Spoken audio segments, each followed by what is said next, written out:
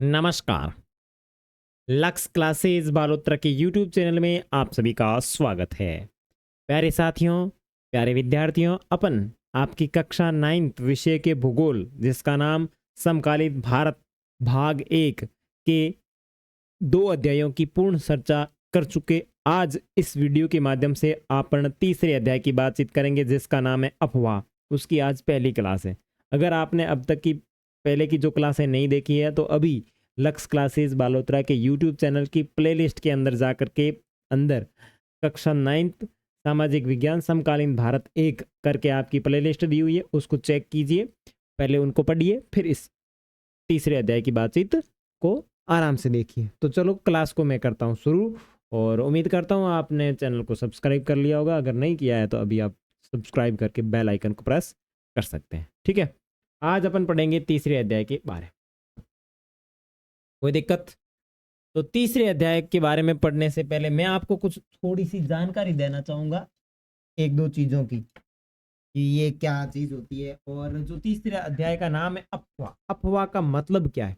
देखो, आपने नदी नाम सुना होगा। नदी सुना है सबने। जब नदी बहती है तो बहुत सारा क्षेत्र है उसको घेर लेती है। ठीक है ना। जब नदी बहती है तो नदी क्या करती है, अपने आसपास के क्षेत्र को अपने साथ में घेर लेती है। जैसे ये मान लो यहाँ से इस तरीके से नदी निकल रही है। ठीक है, तो ये नदी क्या करती है, अपने इस तरफ इस इतने एरिए को और इस तरफ इतने एरिए को क्या कर लेती है, घेर लेती है। यानी ये जब ज़्यादा पानी आएगा तो नदी का पानी है वो बहाव यहाँ तक आ जाएगा। ठीक है, तो यहाँ से लेकर के यहाँ तक ये जो पूरी कंडीशन रही, ये कौन सी चीज की रही है, ये जो पूरी पूरी रही है ये रही है अपवाह। इसको क्या कहते हैं? अफवाह। अफवाह को अपन नाम दे सकते हैं फैलाव। यानी वो कितनी जगह को घेरती है, क्या नाम दे सकते हैं? यानी वो कितनी फैली हुई है, उसका जो फैलाव है वो कितना है। जैसे कि यहाँ इस नदी का यहाँ से यहाँ तक है, इसको अपन क्या शब्द कहेंगे? अफवाह कहेंगे। और अफवाह तंत्र के अंदर संपूर्ण नदियों का अध्ययन किया जाता। तो दूसरे पार्ट तक तो अपन ने बिल्कुल क्लियर तरीके से पढ़ लिया, कोई दिक्कत की बात है नहीं। अभ्यास प्रश्न भी सारे कर लिए। अब अपन देखेंगे आपके इस तीसरे अध्याय को जिसका नाम है अफवाह, और शाब्दिक अर्थ आपने देख लिया। चलो शुरू करते हैं। अपन ले लेते हैं। हाँ, ठीक है। अपवाह शब्द एक क्षेत्र के नदी तंत्र की व्याख्या करता है। किसकी व्याख्या करता है? नदी तंत्र की व्याख्या करता है। ध्यान रखना, अफवाह जो शब्द है वो नदी तंत्र की व्याख्या करता है। हमेशा ध्यान रखें, अफवाह शब्द जो है वो नदी तंत्र की व्याख्या करती है। इसका मतलब क्या हो गया? इसका मतलब ये होगा कि जो अफवाह तंत्र है वो अपने नदी के बारे में जानकारी देता है। भारत के भौतिक मानचित्र को देखिए, आप पाएंगे कि विभिन्न दिशाओं से छोटी छोटी धाराएं आकर के एक स्थान मिल जाती है, एक साथ मिल जाती है तथा एक मुख्य नदी का निर्माण करती है। अतः इनका निकास किसी बड़े जलाशय जैसे झील, समुद्र या महासागर में होता है। यानी अंतिम मिलन यहाँ होता है। एक नदी तंत्र द्वारा जिस क्षेत्र का जल प्रवाहित होता है उसे एक अपवाह द्रोणी कहते हैं। मानचित्र का अवलोकन करने पर यह पता चलता है कि कोई भी ऊंचा क्षेत्र जैसे पर्वत या उच्च भूमि दो पड़ोसी अपवाह द्रोणियों को एक दूसरे से अलग करती हैं। इस प्रकार की उच्च भूमि को जल विभाजक कहा जाता है। कैसी? यानी या तो पर्वत या फिर उच्च भूमि दो पड़ोसी अपवाह क्षेत्र को या अपवाह द्रोणियों को एक दूसरे से अलग करती है। इस प्रकार की उच्च भूमि को क्या कहा जाता है? जल विभाजक कहा जाता है। तो सबसे पहले अपन देखेंगे अफवाह को। तो इसके लिए मैं यहाँ आ जाता हूँ और यहाँ आपको दिख रही है एक नदी है। अरे तेरी तो ये नदी बहुत मोटी हो रही है। चलो नदी को करेंगे छोटा। यहाँ आपको ये जो क्षेत्र दिख रहा है, यहाँ से एक ये नदी निकल रही है, दिख रही है आपको? जैसे मैं ये पेन घुमा रहा हूँ, ये नदी है। ठीक है, अब इस नदी में और बहुत सारी ये नदियाँ आके मिल रही है यहाँ पे। तो ये जो नदियाँ होती है वो होती है सहायक नदी, इनको कहा जाता है सहायक नदी। सहायक नदी, और जो एक मेन नदी होती है इसको कहा जाता है मुख्य नदी। मुख्य नदी। अब ये यहाँ किसी पहाड़ से या किसी पर्वत से या किसी पठारी क्षेत्र से निकलेगी और इसके साथ में ये बहुत सारी नदियाँ आ जाएगी, और ये यहाँ से लेकर के यहाँ तक ये पूरा भाग है, और ये इधर ये अंतिम समुद्र के अंदर मिलेगी। और ये जो इतना पूरा भाग है, इस पूरे भाग को कहा जाता है अपवाह। समझ में आया? अब कोई ऐसा भाग होता है जो क्या करता है, नदियों को दो भागों में बांट देता है, जैसे इस तरफ और ये इस तरफ, जिसको क्या नाम दिया जाता है, जिसको नाम दिया जाता है जल विभाजक। यानी दो नदियां क्या करती है, जब आपस में बंट जाती है अलग अलग, और उसके बीच में एक ऊंचा भाग आ जाता है, उसको जो नाम दिया जाता है उसका नाम दिया जाता है जल विभाजक। क्या नाम दिया जाता है? जल विभाजक। ठीक है, क्या नाम देते हैं? जल विभाजक नाम देते हैं। तो अपन ने दो चीजें देखी, एक तो देखा है कि अफवाह क्या होता है, और दूसरा क्या है, जल विभाजक। जब दो पड़ोसी अफवाह क्षेत्रों को किसी एक ऊंचे भाग के द्वारा अलग कर दिया जाता है, उसे जल विभाजक कहा जाता है। ठीक है, नेक्स्ट देखो, विश्व विश्व की सबसे बड़ी अफवाह द्रोणी, इधर देखो। ओके, विश्व की सबसे बड़ी अफवाह द्रोणी अमेजन नदी की है। मैं वैसे मैप पिक्चर बताऊंगा अभी आपको थोड़ी देर बाद में। और भारत में किस नदी की अफवाह द्रोणी सबसे बड़ी है? देखो, विश्व की सबसे बड़ी अफवाह द्रोणी, द्रोणी का मतलब होता है नदी। द्रोणी का मतलब क्या होता है? नदी। ये बहुत छोटा हो रहा है। द्रोणी जो होता है, इस द्रोणी शब्द का मतलब है नदी। इस द्रोणी शब्द का मतलब क्या है? इसका मतलब है नदी। यानी अगर विश्व के बारे में बात करें कि भाई जो विश्व है, इस विश्व में सबसे चौड़ी यानी अफवाह तंत्र की दृष्टि से सबसे बड़ी नदी की बात करें, बड़ी का मतलब ऐसे लंबी में बड़ी नहीं, ऐसे मतलब ये इतनी चौड़ी बह रही है ऐसे,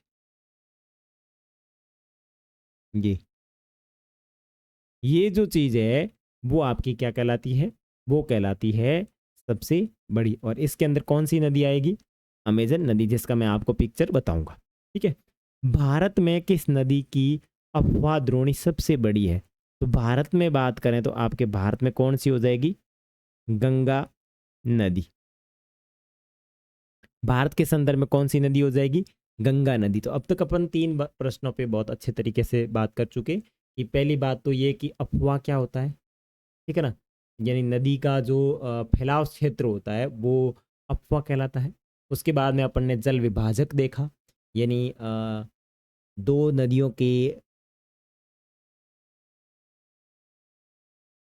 बहाव क्षेत्र को, कोई भी चीज उच्च भूमि क्षेत्र है जो उसको विभाजित करता है तो वो जल विभाजक कहलाता है। और विश्व की सबसे बड़ी अफवाह द्रोणी की बात करें या नदी की बात करें तो अमेजन नदी है, और भारत की बात करें तो गंगा नदी है। ठीक है, यहाँ तक चीजें समझ में आ रखी है? ओके, आगे देखो। अब टॉपिक है भारत में अफवाह तंत्र। क्या चीज? भारत में अफवाह तंत्र। भारत के अफवाह तंत्र का नियंत्रण मुख्यतः भौगोलिक आकृतियों के द्वारा होता है। देखो, भारत में अफवाह तंत्र का मतलब ये हुआ कि भारत में नदियां किस क्षेत्र से निकलती है और किस क्षेत्र में समाहित होती है, यही चीज होगी।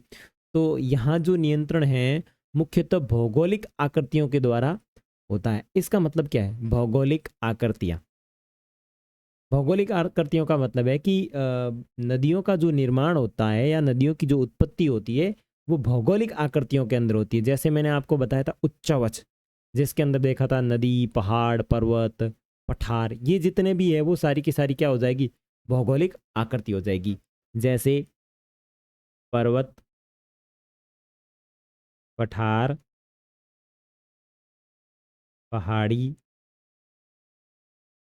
ये जितनी भी ये चीज़ें हैं, या फिर मैदान, ये सभी सारी की सारी चीज़ें किस में आ जाएगी? भौगोलिक आकृति में आ जाएगी। इस आधार पर भारतीय नदियों को दो मुख्य भागों में विभाजित किया गया है, हिमालय की नदियाँ तथा प्रायद्वीपीय नदियाँ। देखो, ये जो है मुख्यतः दो भागों में विभाजित किया जाता है, एक तो हिमालय की नदियाँ और दूसरी प्रायद्वीपीय नदियाँ। किसके आधार पर? भौगोलिक आकृतियों के आधार पर भारत के अंदर नदियों का जो वर्गीकरण है या नदियों के जो अपवाह क्षेत्र है, इसके दो मुख्य भाग पाए जाते हैं। एक तो पाया जाता है हिमालय की नदियाँ और दूसरा पाया जाता है प्रायद्वीपीय भारत।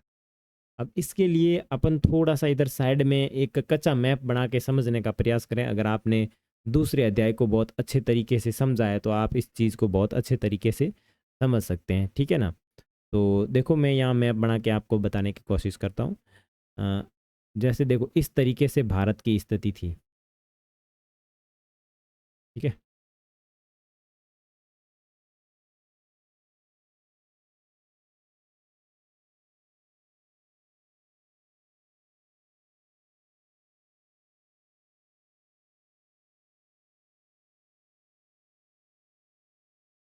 ठीक है, तो ये आप सोच लेना, ठीक है। और उसके बाद में अगर अपन देखें तो यहाँ पे जो था वो हिमालय था पूरा, इस तरीके से हिमालय था। और वापस अगर अपन बात करें तो यहाँ पे मैदान आ गया और यहाँ पे आपका प्रायद्वीपीय पठारी क्षेत्र था, ये इस तरीके से, ये इस तरीके से प्रायद्वीपीय पठारी क्षेत्र था। अब मुझे एक बात बताइए, हिमालय से जो नदियाँ निकलेगी, जैसे अपन मान लेते हैं यहाँ हिमालय से बहुत सारी नदियाँ निकलेगी, ये तो ये नदियाँ क्या करेगी? इधर आएगी, इस तरीके से बहती हुई कहाँ मिलेगी? बंगाल की खाड़ी। और यहाँ पे आपने पढ़ा था दूसरे अध्याय में, यहाँ पे क्या है? बंगाल की खाड़ी है, बे ऑफ बंगाल है, ठीक है। और अब जो प्रायद्वीपीय पठारी क्षेत्र है उसमें से ज़्यादातर जो नदियाँ निकलेगी वो इस तरफ जाएगी, इस तरफ जाएगी। और यहाँ पे क्या है? यहाँ पे आपने पढ़ा था अरब सागर है। तो अब ये नदियों को दो भागों में बांट रही कि नहीं बांट रही? कौन बांट रहा है? प्रायद्वीपीय पठारी भाग बांट रहा है। यानी ये उच्च भूमि जो है यहाँ पे आ जाने के कारण आधी नदियाँ इस तरफ हैं और आधी नदियाँ इस तरफ हैं। तो ये एक तरीका का जो काम कर रहा है, ये कैसा काम कर रहा है? ये जिस तरीके का काम कर रहा है, ये कर रहा है काम जल विभाजक का। किसका काम कर रहा है? जल विभाजक। किसका काम कर रहा है? जल विभाजक का काम कर रहा है, ठीक है। जल विभाजक का कार्य कर रहा है, जल विभाजक का कार्य कर रहा है, ठीक है। तो आपको जल विभाजक अच्छे से समझ में आ गया, ठीक है। भारत के दो मुख्य भौगोलिक क्षेत्रों से उत्पन्न होने के कारण हिमालय तथा प्रायद्वीपीय नदियां एक दूसरे से भिन्न हैं। जो कि आपने अभी मैप में समझ लिया कि भारत के दो मुख्य भौगोलिक क्षेत्रों से उत्पन्न होने के कारण हिमालय तथा प्रायद्वीपीय नदियां एक दूसरे से भिन्न हैं। हिमालय की अधिकतर नदियां बारहमासी नदियां हैं। देखो, अब इन दोनों क्षेत्रों की जो नदियां हैं वो बिल्कुल भिन्न भिन्न हैं। भाई, भारत के दो भौगोलिक क्षेत्रों से उत्पन्न कौन सी? एक तो हो गया हिमालय और दूसरा होगा प्रायद्वीपीय भारत के कारण हिमालय तथा प्रायद्वीपीय नदियां एक दूसरे से भिन्न हैं, यानी अलग अलग है। अलग अलग कैसे हुई?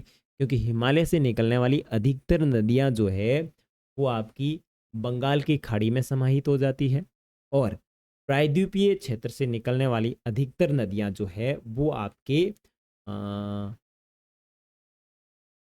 अरब सागर में समाहित हो जाती है। तो दोनों का एक तरीके से भिन्न हुआ या नहीं हुआ, ठीक है। और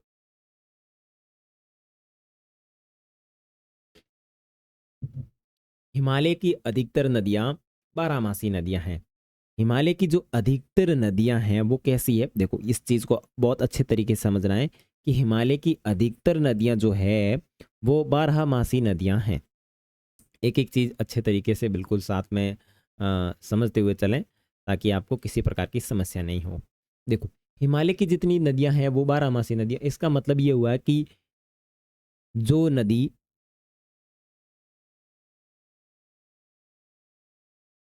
12 मास या 12 माह नित्य यानी हमेशा नित्य बहती रहती है, बहती रहती है। ठीक है, उसे कहते हैं बारहमासी। और इनमें वर्ष भर पानी रहता है क्योंकि इन्हें वर्षा के अतिरिक्त ऊंचे पर्वतों से पिघलने वाले हिम के द्वारा भी जल प्राप्त होता है। जैसे कि ये नदियां, अधिकतर नदियां जो है वो हिमालय से निकलती है, और हिमालय के अंदर जो नदियां हैं वो बर्फ की बनी हुई होती है। तो आधे से अधिक नदियों की जो उत्पत्ति है वो हिमालय के बारिश के पानी से होती है, लेकिन बाद में उनमें पानी सूख नहीं जाता क्योंकि वहाँ जो बर्फ जमी हुई है वो पिघल करके उसमें पानी आता रहता है। हिमालय की दो मुख्य नदियां सिंधु तथा ब्रह्मपुत्र इस पर्वत श्रृंखला के उत्तर भाग से निकलती है। अब हिमालय की दो नदियां जो प्रमुख है, कौन कौन सी? सिंधु नदी तथा ब्रह्मपुत्र नदी इस पर्वत श्रृंखला के उत्तर भाग से निकलती है। इन नदियों ने पर्वतों को काटकर गॉर्ज का निर्माण किया है। इन नदियों ने क्या किया है? पर्वतों को काटकर जो आकृति निर्मित की जाती है नदियों के द्वारा, उसको कहा जाता है गोर्ज।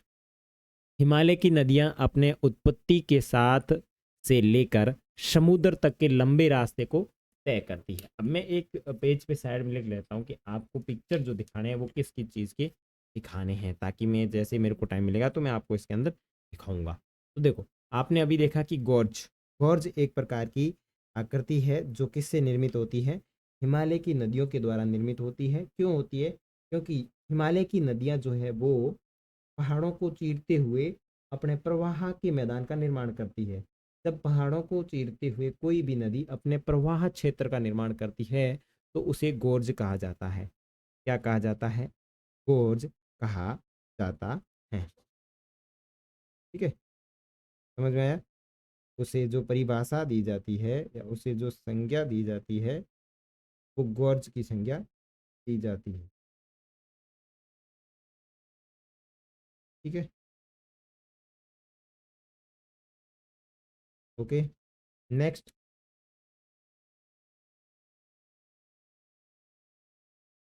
निर्माण किया जाता है। हिमालय की नदियां अपने उत्पत्ति के साथ से लेकर समुद्र तक के लंबे रास्ते को तय करती है। जैसे देखो, ये गॉर्ज का चित्र दिख रहा है, वैसे मैं आपको भी बढ़िया क्लियर पिक्चर लेके बता दूंगा थोड़ी देर बाद में। देखो, यहाँ पे पहाड़ है, पेन चेंज कर लेता हूँ। यहाँ पे पहाड़ है और यहाँ पे भी पहाड़ है, लेकिन यहाँ इस पहाड़ को चीरते हुए ये नदी यहाँ से निकल रही है। तो ऐसी जो आकृति बनती है उसको कहा जाता है गॉर्ज। ठीक है, ओके। तो मैं एक बार पिक्चर देख लेता हूँ, आपको किसका पिक्चर दिखाना है। दो तीन चीज पिक्चर दिखवानी है आपको। एक तो दिखवाना है अफवाह का, अफवाह का पिक्चर दिखाना। उसके बाद में अमेजन नदी का दिखाना है, और अमेजन नदी के बाद में गंगा नदी अफवाह तंत्र दिखाना है, और उसके बाद में आपको दिखाना है, क्या चीज़ दिखानी है? गॉर्ज, है ना? गॉर्ज के पिक्चर दिखाने हैं। ठीक है, और ठीक है, आगे नेक्स्ट पेज पे पढ़ेंगे अफवाह प्रतिरूप। ठीक है, तो आगे अपने इसके अंदर अफवाह प्रतिरूप के प्रकार देखेंगे। चलो, तो मैं पहले पिक्चर दिखा देता हूँ आपको। ओके, चलो। एक एक करके आप बड़े अच्छी तरीके से इन मानचित्र को देख सकते हैं जो मैंने यहाँ पे डाले हैं। ये जो आपको पहला चित्र दिख रहा है, ये जो है ये है आपकी अमेजन नदी का। किसका है? अमेजन नदी अफवाह तंत्र।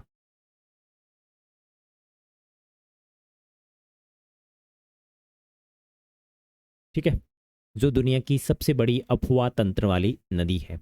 यहाँ आपको दिख रहा है ये नदी चल रही है। दूसरे पिक्चर में भी आप देख सकते हैं कि कितनी बड़ी क्षेत्र में ये फैली हुई है, कितना ये जंगल है।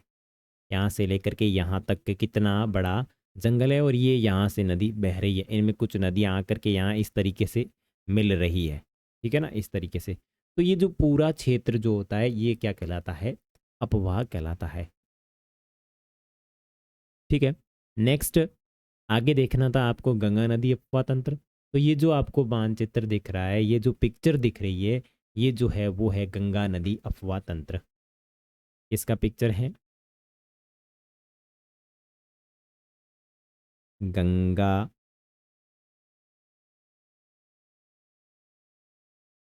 नदी अफवाह तंत्र। क्या चीज? गंगा नदी अफवाह तंत्र। ठीक है, तो ये गंगा वाला भी देख सकते हैं कि गंगा नदी कितने अच्छे तरीके से, बढ़िया तरीके से बह रही है। ये यहाँ पे पहाड़ है, यहाँ पे पहाड़ है, ये यहाँ पे सड़क भी बनी हुई है, और ये गंगा नदी आपके यहाँ बह रही है। ठीक है, उसके बाद में आपको चित्र देखना था किसका? गॉर्ज का, कि गॉर्ज क्या होती। तो ये देखो गॉर्ज, ये जो चीज़ है वो क्या है? गॉर्ज है, यानी ये पहाड़ है, ये पहाड़ है, और इस पहाड़ के बीच में ये नदी बह रही है। जब दोनों तरफ पहाड़ हो और उस पहाड़ को चीरती हुई नदी बहती है, तो वो किसका निर्माण करती है? गॉर्ज का निर्माण करती है। ठीक है, तीनों चित्र आपने अच्छे तरीके से देख लिए। अब आगे चलते हैं। अफवाह प्रतिरूप।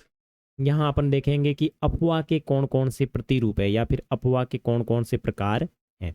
एक अफवाह प्रतिरूप में धाराएं एक निश्चित प्रतिरूप का निर्माण करती हैं, जो कि उस क्षेत्र की भूमि की ढाल, जलवायु संबंधित अवस्थाओं तथा आदर्श सेल संरचना पर आधारित हैं। यह दमाकुर्ती, ये चीज़ इम्पोर्टेंट है कि कोई जो नदी होती है वो उस क्षेत्र की क्या करती है? उस क्षेत्र की भूमि की ढाल को बताती है। समझ में आ रहा है ना, कि कोई भी नदी है वो क्या करेगी? उस क्षेत्र की जो ढाल है उस ढाल को बताएगी।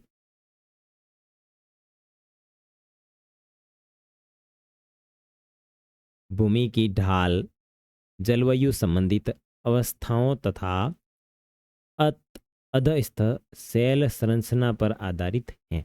यह दमाकृतिक, जालीनुमा, आयताकार तथा अरीय अफवाह प्रतिरूप हैं। दमाकृतिक प्रतिरूप तब बनता है जब धाराएं उस स्थान के भूस्थल की ढाल के अनुसार बहती है।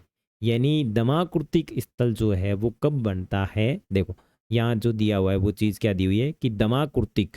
देखो ये कौन कौन से प्रकार है, अब इसके देखो प्रकार, देखो कौन कौन से प्रकार। पहला है दमाकृतिक प्रकार, दूसरा जालीनुमा प्रकार, तीसरा आयताकार प्रकार, और चौथा जो प्रकार है वो है अरीय प्रकार। किसके प्रकार है? अफवाह तंत्र के प्रकार है।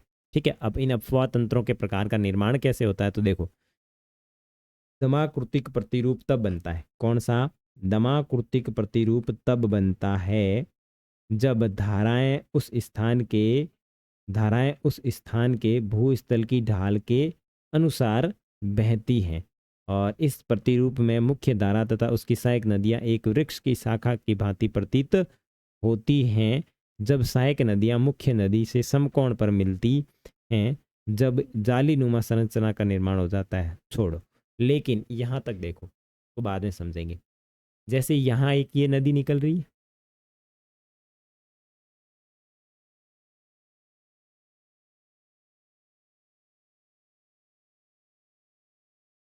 ठीक है। अब इस नदी की ढाल किस तरफ है? इस तरफ है, यानी इस भूमि की ढाल इस तरफ है। ये कहने का तात्पर्य ये है कि ढाल जो है इसकी, अगर मैं इसकी ढाल की बात करूं तो ढाल इस तरफ है। ठीक है, तो इस ढाल के अनुरूप जो नदी का पानी बहता है उसको कहा जाता है दमाकृतिक स्थलाकृति। जब सहायक नदी, जब उसके बाद में क्या है कि जब सहायक नदी मुख्य नदी से समकोण पर मिलती है, तब एक जालीनुमा प्रतिरूप का निर्माण होता है। और जालीनुमा प्रतिरूप वहाँ विकसित करता है जहाँ कठोर और मुलायम चट्टानें समानांतर पाई जाती हैं। जैसे कि आपको यहाँ इस पिक्चर के अंदर दिख रहा है, ये जालीनुमा संरचना का निर्माण है। उसमें क्या होता है कि नदियां आकर के समकोण पर मिलती है। और समकोण पर क्यों मिलती है? क्योंकि उनको कोई ना कोई अवरोध मिलता है। अवरोध का मतलब उसके मार्ग में कोई ना कोई रुकावट वाली चीज मिलती है, जैसे पहाड़ मिल गया, पठार मिल गया, या कोई चट्टान मिल गई।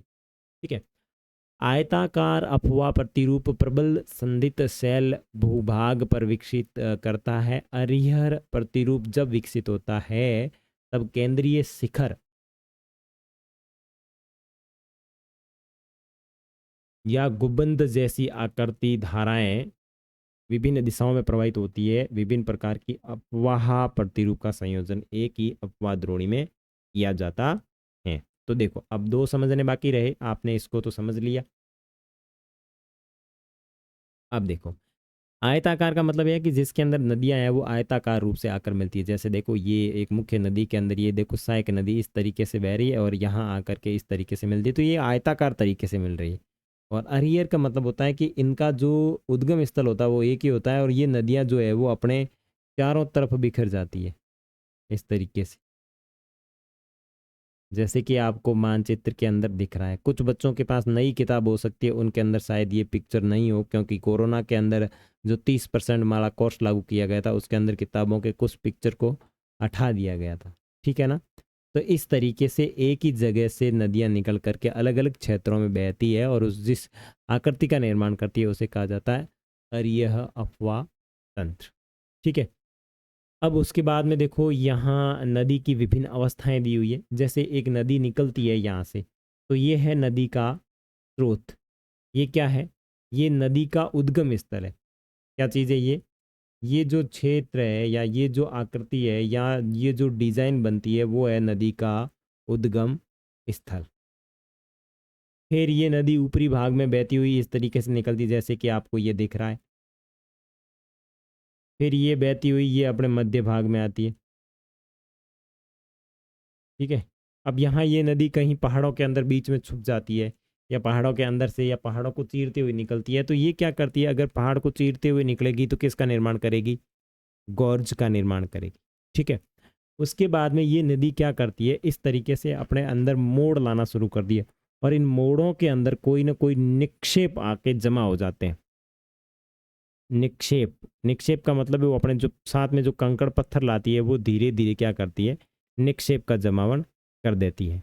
इनके अंदर की तरफ ऐसे निक्षेप करके बन जाती चीज़ें और इन निक्षेपों के बीच में अगर पानी ठहर जाता है इस तरीके से, देखो ये एक प्रकार का निक्षेप बना है और यहाँ पे ये पानी इस झील मतलब नदी से अलग होकर के एक झील का निर्माण कर लिया, यानी ये पानी ठहरा हुआ है, इसका नदी से कोई कनेक्शन नहीं है। और एक ऐसा पानी वाला क्षेत्र बन जाता है जहाँ पानी आके इकट्ठा हो जाता है, तो उसको कहा जाता है गोखुर झील। ठीक है।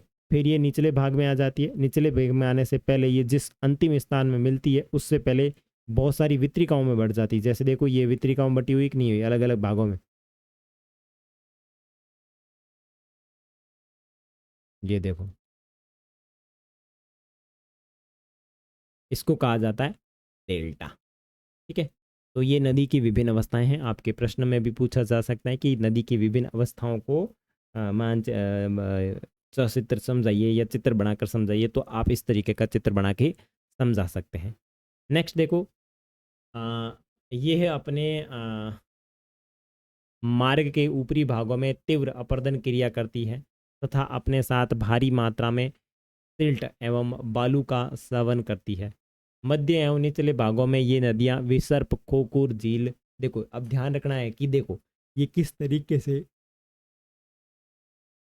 बहती है। देखो अपने मार्ग के ऊपरी भागों में इसकी विशेषता क्या है कि अपने मार्ग में ऊपरी भागों में अपरदन की क्रिया करती है। अपरदन का मतलब है वहां अपने साथ में कंकड़ पत्थर को बहुत तेजी से उठा लेती है और अपने साथ भारी मात्रा में सिल्ट व बालू के कण का सहवन करती है। तो ध्यान रखना नदी अपने अंदर सिल्ट एवं बालू का सहवन कहाँ पे करती है? तो ये करती है आपके ऊपरी भाग के अंदर।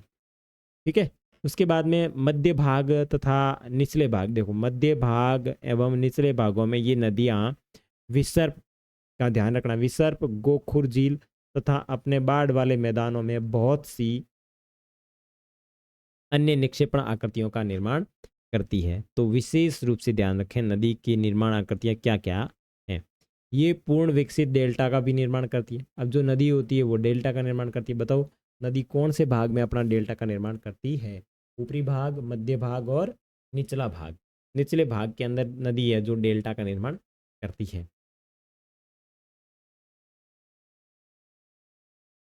जैसे कि आपने अभी चित्र 3.3 देखा, उसके अंदर सारी चीज़ की समझ ली। उसके बाद देखो, अधिकतर प्रायद्वीपीय नदियाँ मौसमी होती हैं।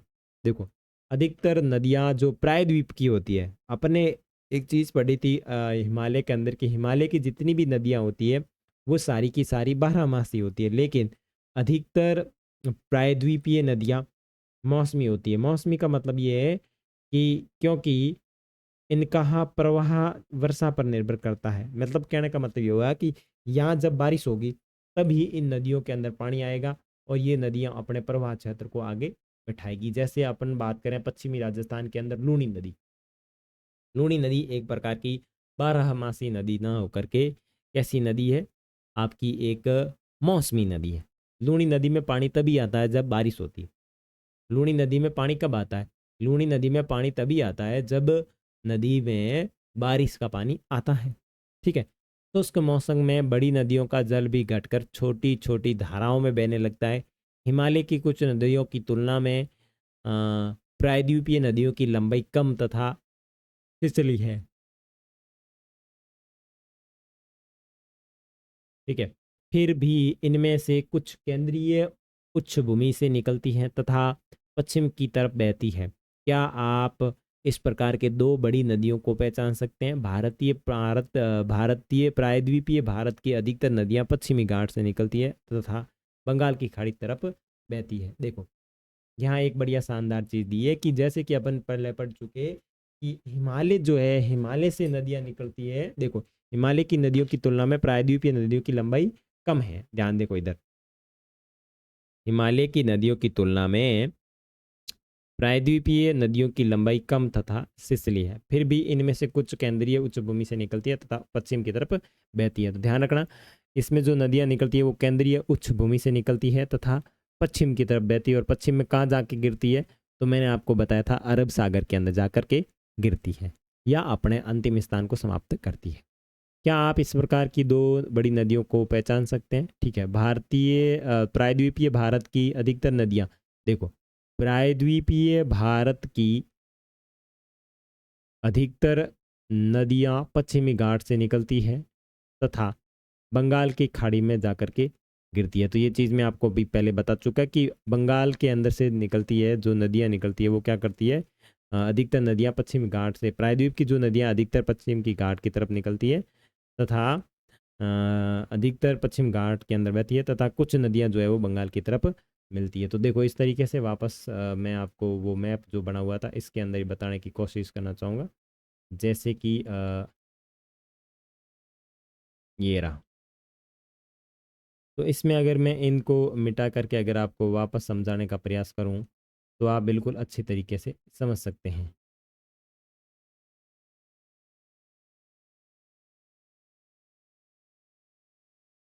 ठीक है, अब उसने ये बताया कि हिमालय की कुछ नदियाँ जो है वो इस तरफ आती है। हिमालय की कुछ नदियाँ इस तरफ आती है, यानी मध्य उच्च भूमि से निकलती है और इधर आती है आपके अरब सागर की तरफ। लेकिन कुछ एकाध नदी जो है वो इस तरफ भी चली जाती है। तो ये एक प्रकार से ध्यान रखना है कि प्रायद्वीपीय क्षेत्र की नदियाँ जो है वो आपकी पश्चिम की तरफ बहती है। ठीक है, इतना समझ में आ गया ना? ओके, थोड़ा बहुत नेक्स्ट वापस चले जाते हैं।